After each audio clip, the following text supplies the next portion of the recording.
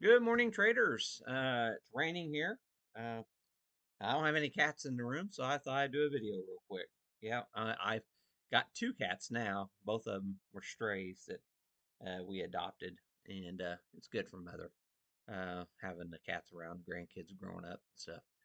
Uh, so what we got going on here, guys? I'm not really a crypto trader, but I do want to point out, guys, that we lost the August 2024 low anchored VWAP. That was that red line right there.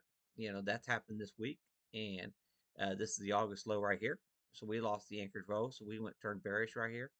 But in my opinion, uh, all of this area is still by the dip until uh, we break the bottom of that right there, the bottom of the critical zone. Now, where do I come up with that critical zone? Okay, if I go over in the daily time frame, got a little bit longer time frame here. Give me a second here. Go 3 years. Okay, guys. Okay, and if I add my market web, so I have volume profile. Okay, guys. What you can see, guys, we have clearly there was a news-driven rally that hit back here. Basically, Trump getting happened right after Trump getting elected. So this is the Trump rally in Bitcoin. Trump was all bullish on Bitcoin going into the election. So bottom line is, as long as we hold the bottom of this breakout, and where I came up with this bottom, see how the volume profile gets really thin at the top, way back here in that September 2024. So you have your prior years or prior let's see, what is this? Prior monthly web from August. That is your point of control, and right there, okay. And then we got up here. There's another point of control up here at the uh, July, August point of controls. Really thin volume right here in September, right in that area. See how we just had this very little chop right there in September. November hits, we had the election, boom, we're off to the races. So bottom line is, in my opinion, we put a little rectangle on it. As long as we hold the bottom of this, damn it, what's going on there? Sorry. See if it'll do it this time. It's not wanting to do it. I don't know why that is.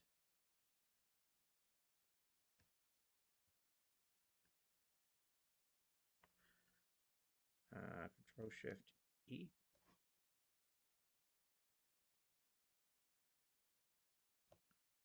Yeah, it's not wanting to do it. Yeah, any other time it'd do it for me. I got my Epic pen, and now it's not wanting to do it.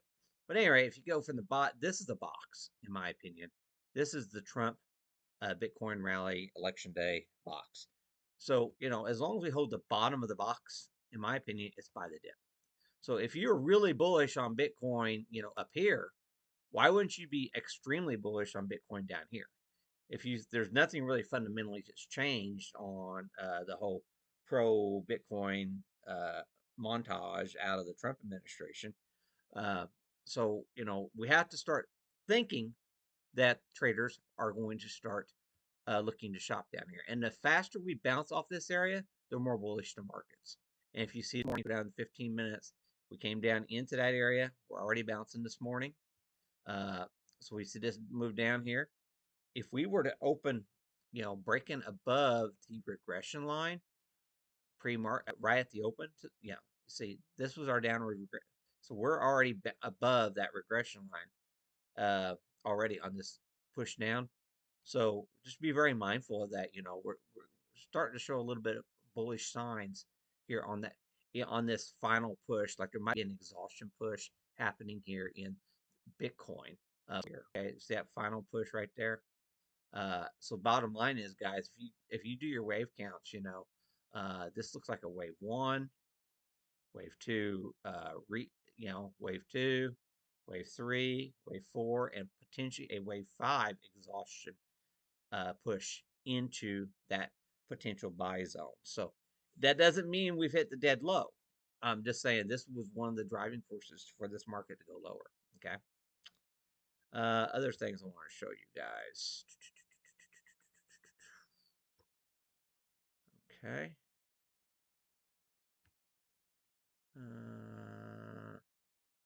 I gotta resize it. Wait 1 second here.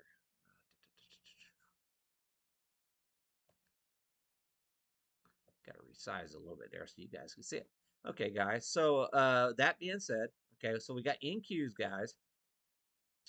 Uh, we are currently trading right below the weekly 20 SMA here on the NQs. We're trading right at the weekly SMA on the ESs.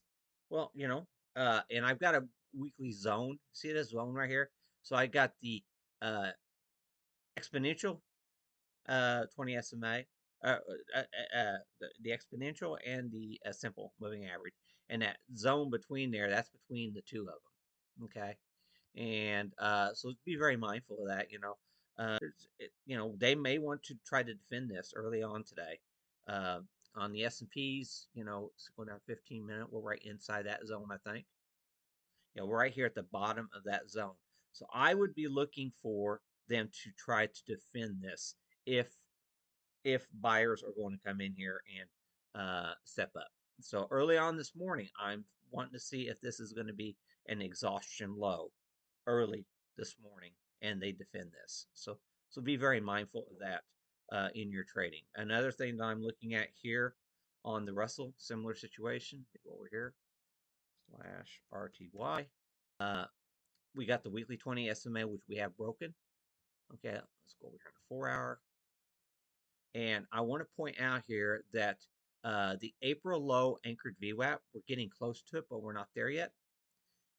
So this is a major test spot on the Russell. So that suggests to me the market's may not be done to the downside, because I think that we got the weekly 50 SMA down here. We got the April low anchored VWAP right down here. So there's a lot of reason to think, and this cycle hasn't completed its down move.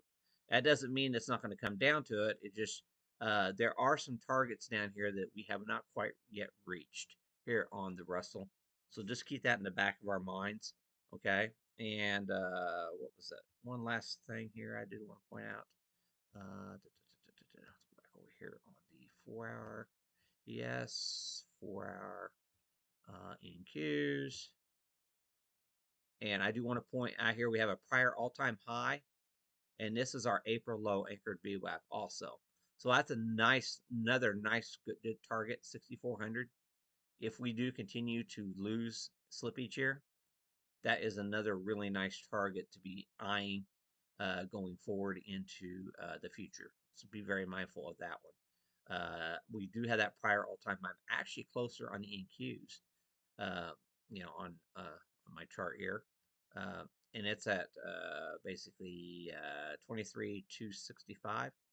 So we have a prior all-time high here on that, and and our April low anchored VWAP there. So my main point being here, there is a lot of evidence here saying that we're not done to the downside, but we are into what is potentially a support area, and we may have put a short-term wave 5 in exhaustion, an exhaustion 5 in, and so we could actually possibly see a relief rally right here.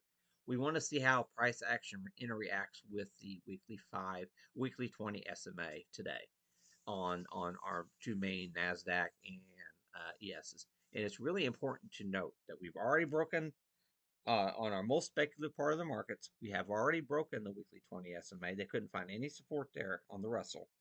We're currently trading under the weekly 20 SMA on the NASDAQ, which is also our speculative area of the markets. Okay. And the only thing still holding on the weekly 20 is the S&Ps. Okay. So ideally, if I was a bull in this market, we would have had saw the NASDAQ hold the 20 SMA, for the risk on rocket move. So right here, right now, just be very mindful that, it is risk off, people. And so you have to be very mindful of that. Okay. Well, thanks for listening. Please like the video if you get a chance. Retweet me on X if you get a chance. And comments below are appreciated.